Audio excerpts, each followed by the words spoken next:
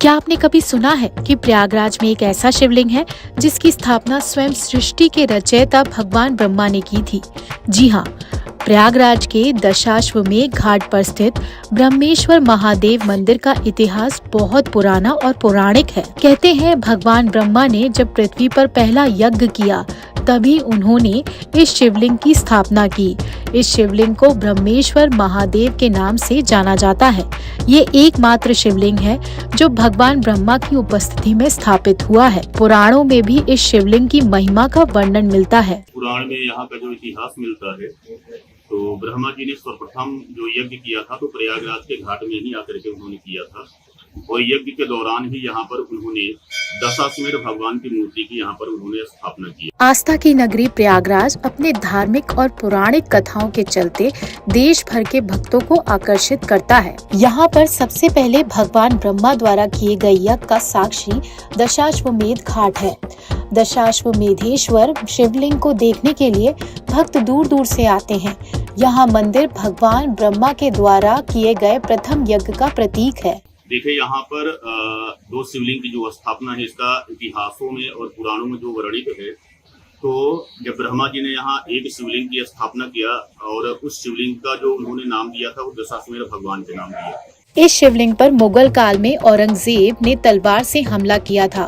औरंगजेब ने प्रयागराज के कई मंदिरों में स्थापित मूर्तियों को खंडित करने का प्रयास किया। जब उन्होंने दशाश्वमेधेश्वर शिवलिंग पर वार किया तो शिवलिंग से रक्त की धारा बहने लगी। यह देखकर औरंगजेब ने इसे जिंदा मानकर छोड़ दिया।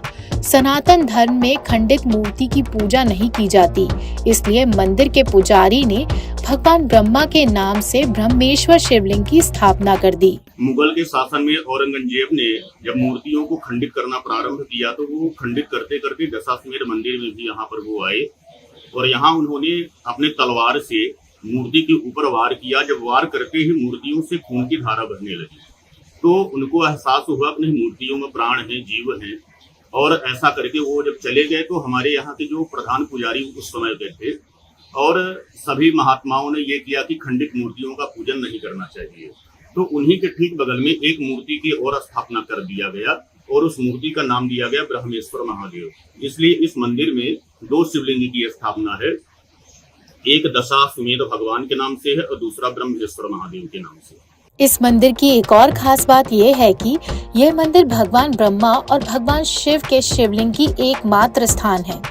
वैसे तो कई प्रमुख मंदिरों में एक साथ शिवलिंग स्थापित किए गए हैं, लेकिन भगवान ब्रह्मा और भगवान शिव का ये अनोखा संगम केवल प्रयागराज के दशाश्वमेध घाट पर स्थित है। सावन के दौरान इस मंदिर में भक्तों की भीड़ उमड़ती है जो यहाँ आकर शिवलिंग की पूजा करते हैं और भगवान ब्रह्मा और शिव की कृपा को प्राप्त करते हैं। इस मंदिर का उल्लेख जो शास्त्र में अपने मिलता है, शिव महापुराण के कोट रुद्र संहिता में दशाश्वमेध भगवान मंदिर का उल्लेख वर्णित है। शिव महापुराण के कोट रुद्र संहिता में आज भी ये शिवलिंग प्रयागराज की धार्मिक धरोहर का महत्वपूर्ण हिस्सा है।